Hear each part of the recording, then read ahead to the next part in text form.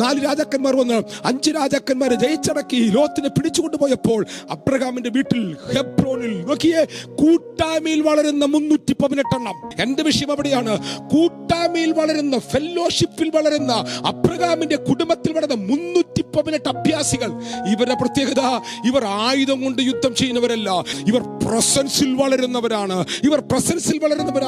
ഒരു കൂട്ടം രാജാക്കന്മാർ ഒരുമിച്ച് വന്ന് പിടിച്ചുകൊണ്ടുപോയ ലോത്തിനെയും അവന്റെ സമ്പത്തിനെയും തിരിച്ചു പിടിക്കേണ്ടവര് 318 അഭ്യാസികൾ ചെന്ന് അവരെ തിരിച്ചു പിടിക്കുകയാണ്. കേൾക്കുന്നുണ്ടോ നിങ്ങൾ? സാന്നിധ്യമുള്ളവന്റെ വീട്ടിൽ അവൻ നഷ്ടങ്ങളെ കുറിച്ചുള്ള കേൾവി കേട്ട് രസിക്കുന്നവനല്ല.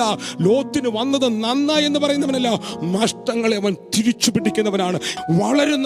വളരുന്നവന്റെ പ്രത്യേകത നോക്കിയ, ശത്രുവിന് ഞാൻ എന്റെ സഹോദരന്റെ ഒരു തലമുടിമാര് പോലും കൊടുക്കുകയില്ലെന്ന് പറഞ്ഞ അവനെ തിരിച്ചു പിടിക്കുന്ന അബ്രഹാമിനായി ഞാൻ ദൈവത്തിന് സ്തോത്രം ചെയ്യുകയാണ്.